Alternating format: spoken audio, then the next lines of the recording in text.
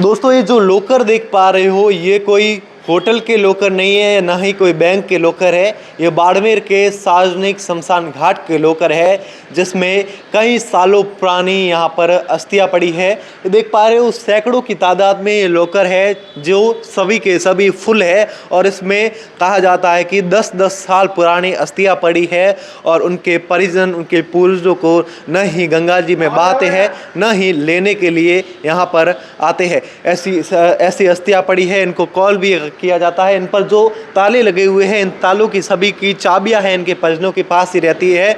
और जब सार्वजनिक शमशान घाट की जो समिति बनी हुई है उसके द्वारा जब कॉल किया जाता है तो उनका कहना है कि हमारी तो पूर्वजों की ये अस्थियां है ही नहीं, वो इस बात से भी मुकर जाते हैं फिर ये किसको कॉल लगाए। और आखिर में तंग हार के यह खुद ही शमशान घाट की जो समिति है उसके द्वारा गंगा में अस्थियां पूरे विधि विधान से बहा दी जाती है। और बात करें कोरोना के समय की तो कोरोना में तो ये हालत हो गई थी। जो अस्थियां देख पा रहे हो ये पूरी इसमें सभी की लॉकरों में अस्थियां भरी हुई, सैकड़ों की तादाद में ये लॉकर है, इसमें सभी में अस्थियां रखी हुई। और कोरोना में तो ये हालात हो गए थे कि अस्थियां बाहर डब्बू और पीपू में रखनी पड़ी थी। जो आप मोबाइल स्क्रीन पर तस्वीर भी देख पा रहे हो उसमें लॉकर को तो फुल हो गए थे, सैकड़ों की तादाद में लॉकर है और अस्थियां रखने की भी जगह नहीं बची थी। ऐसे हालात हो गए थे कोरोना के समय। उसके बाद सभी परिजनों को इनका कहना है कि कॉल भी किए गए और तब भी उन्होंने कॉल नहीं उठाए और विधि विधान से अस्थियां गंगा में बहा दी गई।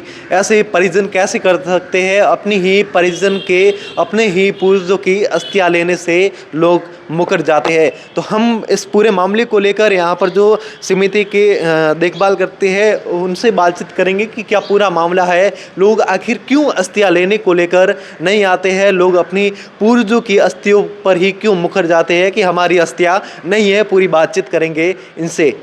सर क्या नाम है? भैरू सिंह फुलवारिया, संयोजक शमशान विकास समिति बाड़मेर।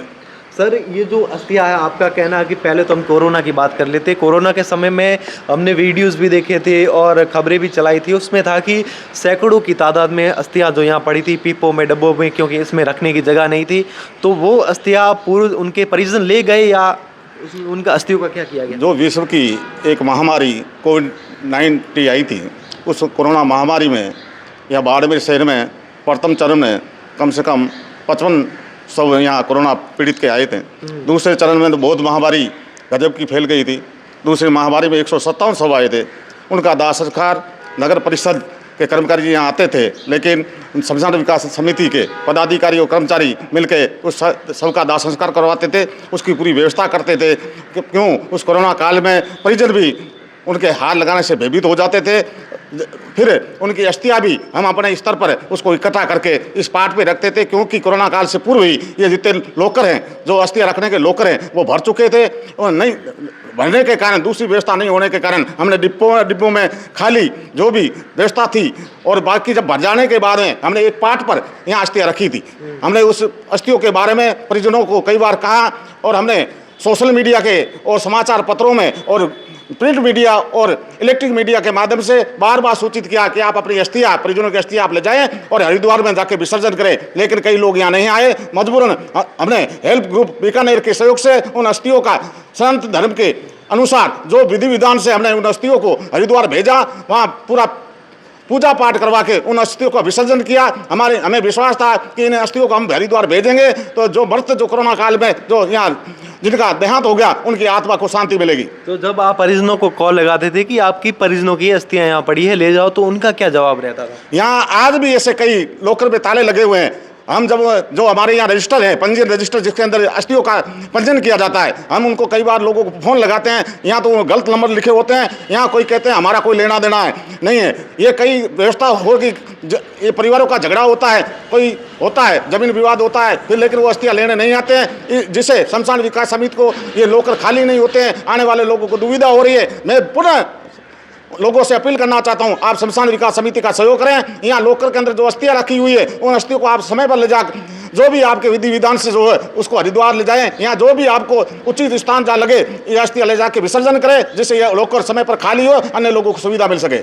तो ये जो लॉकर है, आप थोड़ा इधर आइए, ये जो लॉकर लगे हुए हैं ये तो काफ़ी मतलब पुराना लग रहा है, इसमें ताले भी काफ़ी पुराने जो काट खा गए हैं ताले। कैमरामैन सहयोगी से कहूँगा कि दिखाए आपको, ये काट में खा गए।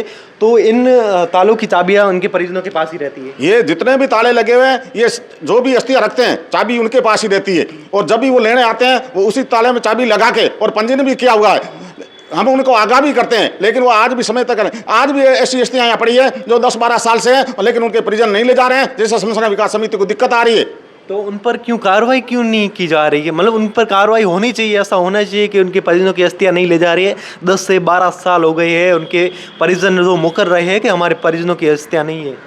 ये जो सार्वजनिक शमशान घाट है ये नगर परिषद की संपत्ति है। यहाँ शमशान विकास समिति देखरेख और व्यवस्था का काम करती है। हमारे पास ऐसा कोई पावर नहीं है, लेकिन हम नगर परिषद आयुक्त को और प्रशासन को कई बार अवगत करवाते हैं, लेकिन उनकी शिथिलता रहती है ऐसे मामले में, क्योंकि ये आस्था का विषय है और सबसे ज़्यादा परिजनों को ध्यान देना चाहिए। यहाँ जो अस्थियाँ हैं हम समय समय पर इसका पूजा पाठ और जो भी विधि विधान है हम करते रहते हैं। हमें ये चाहते हैं कि शमशान विकास समिति यहाँ की व्यवस्था करे, और यहाँ जो भी यहाँ अस्थियाँ रखी गई उनकी आस्था के साथ हम उनकी व्यवस्था करें और उन्हें आत्मा की शांति मिले।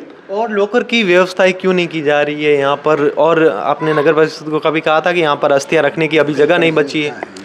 यहाँ शमशान विकास समिति ही अस्थियों के लिए जितने लॉकर लगे हुए हैं ये भामाशाह के सहयोग से लगाए हुए हैं। यहाँ ज्यादातर शमशान के अंदर जो व्यवस्था है नगर परिषद की तरफ से 3-4 कर्मचारी दिए हुए हैं, बाकी सभी व्यवस्था शमशान विकास समिति जल सहयोग और भामाशाह के सहयोग से करती है। नगर परिषद का कोई ज्यादा रोल नहीं रहता है। समिति में जो फंड आता है वो कहाँ से आता है? समिति में फंड एक ही तरह से आता है, जो शव यात्रा आती है उसके शव यात्रा के साथ जो लोग आते हैं, यहाँ एक डब्बा रखा हुआ है, वो हमारा कर्मचारी उस डब्बे को घुमाता है, उसके अंदर जो भी अपने आस्था अनुसार रुपया, 2 रुपया, 10 रुपया, 100 रुपया जो भी डाले उसका हम कलेक्शन करके ये शमशान को के सौंदर्यकरण, विकास और यहाँ की व्यवस्था करने में हम उसको विधिवत खर्च करते हैं। उसका पूरा लेखा जोखा हमारी समिति रखती है। इसकी तो बात कर ली, जब मैं बाहर से आ रहा था तो इस शमशान घाट के हालात बहुत पिछड़े हुए हैं, बहुत बिगड़े हुए हैं। जगह जगह पर कचरा पड़ा है, जगह जगह टूटियाँ टूटी हुई पड़ी है, बहुत ही हालात गंभीर है। इसको लेकर नगर परिषद ध्यान क्यों नहीं दे रहा है, आपको क्या लगता है? नगर परिषद को हमने बार बार सूचित किया। हमारे सभापति जो है वो मेरे मित्र है, मैंने उनको कई बार कहा, अभी आप मुख्य चोटन रोड गेट से आप अंदर आए होंगे, जो मुख्य नाला है वो सती को धो रखा है, और सफाई से जो अंदर जो मलबा निकला वो रोड पे बिखरा हुआ पड़ा है, जिससे आवागमन में दुविधा हो रही है। इस बाबत हमें जमेदार ने और एसआई को और आयुक्त साहब को यहाँ कहा है, लेकिन उनके कानों पे जू नहीं रह रही है। ये नगर परिषद की संपत्ति है। शमशान विकास समिति के पास इतना संसाधन नहीं है कि वो अपने स्तर पर इतना कोई काम कर सके। नगर परिषद के पास संसाधन है, जैसी भी ये कर्मचारी है, सब कुछ व्यवस्था है और फंड भी है। इस नाले की रिपेयरिंग होनी चाहिए, और जो भी यहाँ व्यवस्था में कमी है उसको सुधार करना चाहिए। मैं आपको ये कहना चाहता हूँ, हम बार बार नगर परिषद से, प्रशासन से ये मांग कर रहे हैं कि शमशान घाट के अंदर CCTV कैमरे लगने चाहिए। वार्षिक गतिविधियाँ होती है, यहाँ चोर आते हैं, टूटियाँ चोर लाते हैं, मोटर ले जाते हैं। यहाँ हमारे पास चौकीदार, 2 चौकीदार हैं, लेकिन वो अकेला क्या कर सकता है? इसलिए हम उनसे ये करें CCTV कैमरे लगाए जाएं, जिससे यहाँ आवासीय गतिविधियाँ रोकी जाएं। यहाँ लोग, बच्चे स्मैक पीते हैं, चोरियाँ करते हैं, और जुआरी लोग यहाँ बैठे रहते हैं, और शराबी यहाँ बैठे रहते हैं। आप जगह जगह घूमोगे तो आपको पवे बोतलें, बियर की बोतलें मिल जाएगी, आपको चरस की कई पर्चियाँ आपको मैं बता दूंगा कि कमरे भरे हुए पड़े, लेकिन हम हमारे पास इतने संसाधन नहीं, हम उनसे लड़ाई झगड़ा करें, क्योंकि हमारे पास कानूनी पावर भी नहीं है। यदि हमने झगड़ा किया, हमारे कर्मचारी के साथ मारपीट हुई, तो उल्टा हमें लेने को देना पड़ जाएगा। नगर परिषद को यहाँ CCTV कैमरे लगाने चाहिए। तो देखिए इनकी मांग क्या है। पहली तो मांग है कि यहाँ पर और भी लॉकरों की सुविधा की जाए, और दूसरी परिजनों के लिए मुख्य सूचना कि वह अपने पूर्वजों की अस्थियाँ समय पर ले जाए। अगर हमारे हिंदू धर्म को वो मानते ही है तो ज़रूर अस्थियाँ ले जाए, क्योंकि अस्थियाँ कई वर्षों से, इनका कहना है, ये लॉकर भी अब सड़ने को आ गए हैं। 10 से 12 वर्ष हो चुके हैं। इधर के लॉकर की हालात देखिए, रंग रोगन करके इनको बचाया जाता है, और यहाँ पर अस्थियाँ 10 से 12 साल हो चुके हैं, यहाँ पर अस्थियाँ सड़ रही है। परंतु इनके जो परिजन है वो तो इस बात से भी मुकर रहे हैं कि हमारे पूर्वजों की अस्थियाँ नहीं है, और इनके लॉकरों के ताले हैं, वो भी चाबियाँ हैं, वो भी इनके परिजनों के पास ही है। तो आगे से आगे वीडियो ज़रूर शेयर कीजिए, और अपने हिंदू धर्म को हमेशा ज़िंदा रखिए। और कोई भी धर्म की बात करे, वह अपने धर्म की मानता है तो वह अपने धर्म को हमेशा ज़िंदा रखे। ना हिंदू की बात है, ना मुस्लिम की बात है, ना सिख, ना ईसाई, सब अपने अपने धर्म के प्रति वफादार रहे और अपने धर्म के हिसाब से ही चले। द खटक से मैं आपका साथी राजेंद्र सिंह, धन्यवाद।